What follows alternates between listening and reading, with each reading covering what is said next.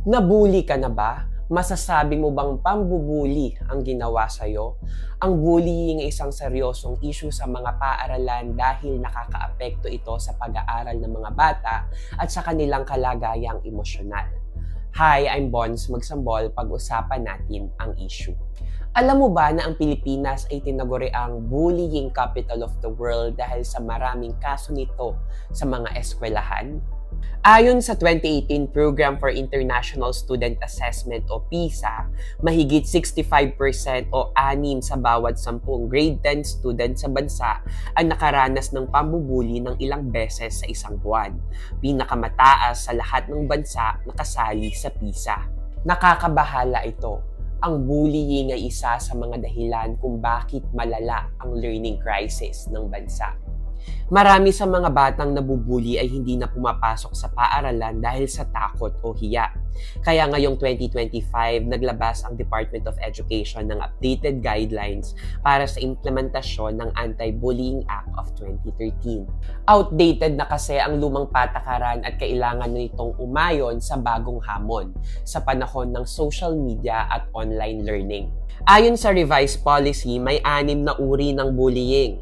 Una, physical bullying. Ito ang pagsuntok, pagtulak, pantrip, pagsipa, pagsampal, pagpalo o paggamit ng bagay bilang sandata. Pangalawa, emotional or psychological bullying.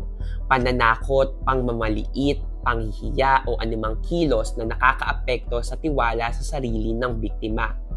Pangatlo, verbal bullying.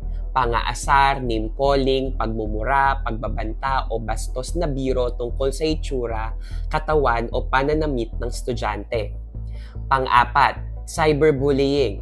Ang paninira o pang-aasar sa social media, pagpapadala ng masasakit na mensahe, pagpo-post ng bastos na larawan o video, trolling at pananakot online. Pang-5, social bullying. Pangbubukod, pagpapakalat ng chismis o paninira sa likod ng biktima.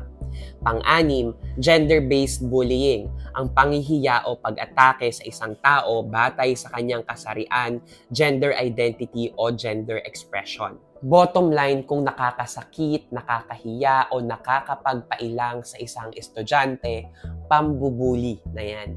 Sa updated policy, maaari na ring i-report ang tinatawag na precursor behaviors, mga kilos o gawain na maaaring humantong sa bullying kahit hindi pa ito lumalala.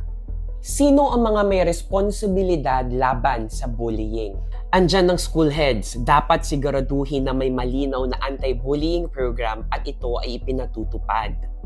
Andyan rin ang teachers, kailangang mag-alerto at agad mag-report kung may insidente. At andyan din dapat ang mga parents, dapat makipag-ugnayan at makiisa sa paaralan. At syempre, ang mga estudyante, huwag manahimik. Kung may nakita kang nambubuli, tulungan mo ang iyong kaklase o magsabi sa guro. May bago ring tungkulin sa bawat paaralan, ang Learner Formation Officer, ang unang lalapitan kapag may nangyaring bullying o kung may gustong mag-report. Labanan natin ang bullying. Gawin nating safe space ang mga paaralan para sa ating mga mag-aaral. Para sa iba pang diskusyon tungkol dito, i-download ang Rappler app.